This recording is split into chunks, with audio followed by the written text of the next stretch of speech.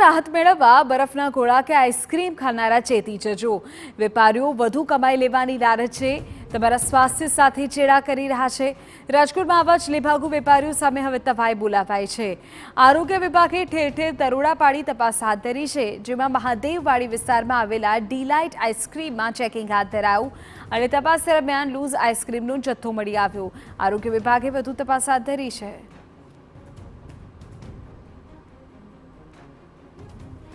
तो आ आइस्क्रीम तमने ठंडक नहीं परंतु बीमारी चौक्कसपणे आपी शके छे। आ जे चेकिंग हाथ धरवामां आव्युं तेमां आ प्रकारनी विगतो मळी रही छे। महादेववाड़ी विस्तारमां चेकिंग करायुं अने तपास दरमियान केटलोक लूज जथ्थो पण मळी आव्यो छे। उल्लेखनीय छे के उनाळानी सीजन छे, लोको आइस्क्रीम सहितनी वस्तुओ मतलब ठंडी वस्तुओ पसंद करता होय छे ने एवामां जो ए आइस्क्रीम खावा लायक नथी, बिना आरोग्यप्रद छे तो चोक्कसपणे व्यक्तिना स्वास्थ्यने तेनी असर થાય અને એ જ બાબતને લઈને અત્યારે તપાસ પણ હાથ ધરાઈ રહી છે। મહાદેવવાડી વિસ્તારમાં આવેલા ડીલાઇટ આઈસ્ક્રીમમાં ચેકિંગ હાથ ધરાયું હતું અને તપાસ દરમિયાન કેટલોક લૂઝ આઈસ્ક્રીમનો જથ્થો મળી આવ્યો છે। આરોગ્ય વિભાગે હવે વધુ તપાસ હાથ ધરી દીધી છે। કેટલાકના સેમ્પલ્સ લેવામાં આવશે અને કેટલોક જે બિન આરોગ્યપ્રદ જથ્થો હશે તેને સનપરત નષ્ટ કરી દેવાશે। આ જાણકારી આપણે રાજકોટથી આપી રહ્યા છીએ અને આપ આ દ્રશ્યોમાં જુઓ જે પ્રકારે આરોગ્ય વિભાગ પણ ત્યાં તપાસ કરી રહ્યું છે અને આપણે અંદાજ આવશે કે કયા પ્રકારનો આ જથ્થો છે કે જેને આ આઈસ્ક્રીમનો એ જથ્થો છે કે જેને તોડવાની કોશિશ કરવામાં આવી રહી છે। આપ સમજી શકશો કે આ આઈસ્ક્રીમ ખાવા લાયક નથી। ઉનાળામાં આઈસ્ક્રીમ વિક્રેતાઓને ત્યાં અત્યારે તવાઈ।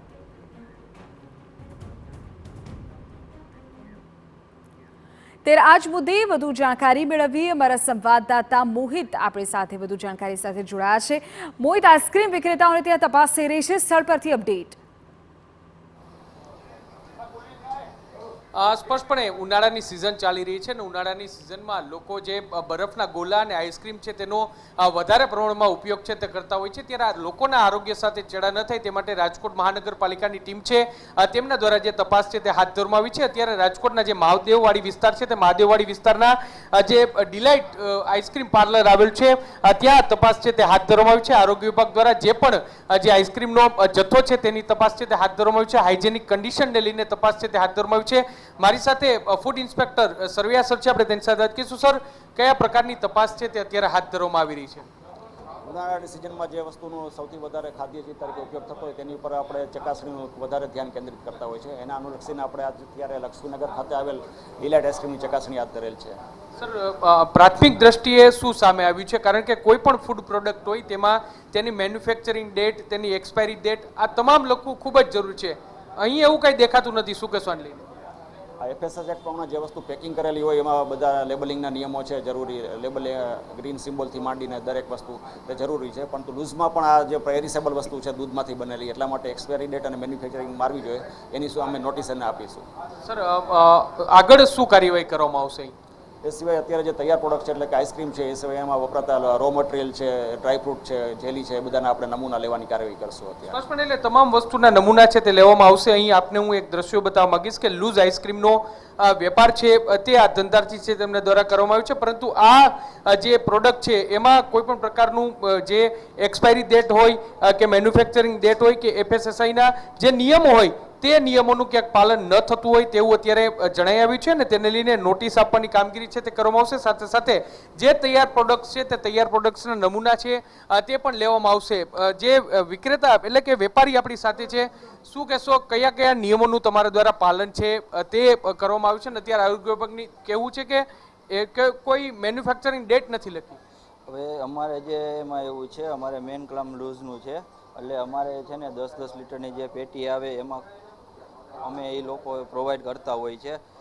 ખાસ કરીને એવું છે કે જે પેકિંગ જે આવે જે બોક્સમાં એમાં અમારે છે ને એક્સપાયરી ડેટ જે મારેલી છે ટોટલી વસ્તુ એમાં કમ્પ્લીટ છે, લૂઝમાં મારી નથી। તે તકે અમે તકેદારી લેશું અને બંને ટ્રાય કરીશું પેકિંગમાં ચાલુ કરવાની, એક્સપાયરી ડેટ નાખીને ટોટલી વસ્તુ ક્લિયર. સ્પષ્ટપણે એટલે વેપારી છે તે માની રહ્યા છે કે જે પણ તેની ભૂલ રહી ગઈ છે તે ભૂલ છે તે સુધારવાનો પ્રયાસ છે તેમના દ્વારા કરવામાં આવશે.